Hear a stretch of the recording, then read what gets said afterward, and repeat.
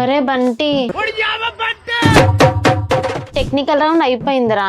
HR round లో మాత్రం why do you choose testing అని అడిగింది హెచ్ఆర్. అవునా, మరి ఏం చెప్పావు? ఏముంది, కోడింగ్ తక్కువ, బెటర్ ఆప్షన్ కాబట్టి టెస్టింగ్ వచ్చిన. నిన్ను రిజెక్ట్ చేయడానికి ఈ ఒక్క ఛాన్స్ చాలు వాళ్ళకి. అయ్యో నిజమే కదా, కోడింగ్ తో కంపేర్ చేస్తే టెస్టింగ్ ఈజీయే కదా. నువ్వు చెప్పింది నిజమే పింకీ, కానీ ఇంటర్వ్యూలో నువ్వు దాన్ని నెగిటివ్ గా ఫ్రేమ్ చేసావు. ఒకటి గుర్తుంచుకో పింకీ, ఎప్పుడైనా హెచ్ఆర్ ఇలాంటి క్వశ్చన్ అడిగితే నువ్వు చెప్పిన ఆన్సర్ వినదు. నీ కెరీర్ లో నీకంటూ ఒక క్లారిటీ ఉందా, పాజిటివ్ మైండ్ సెట్ ఉందా, అండ్ లాంగ్ టర్మ్ కమిట్మెంట్ ఉందా అనే చూస్తుంది. మరి ఈ క్వశ్చన్ కి ఎలా ఆన్సర్ చేయాలో కన్ఫ్యూజ్ అవుతున్నావా? నువ్వే కాదు, మీరు తెలుసుకోండి. I choose testing after analysing these 3 factors.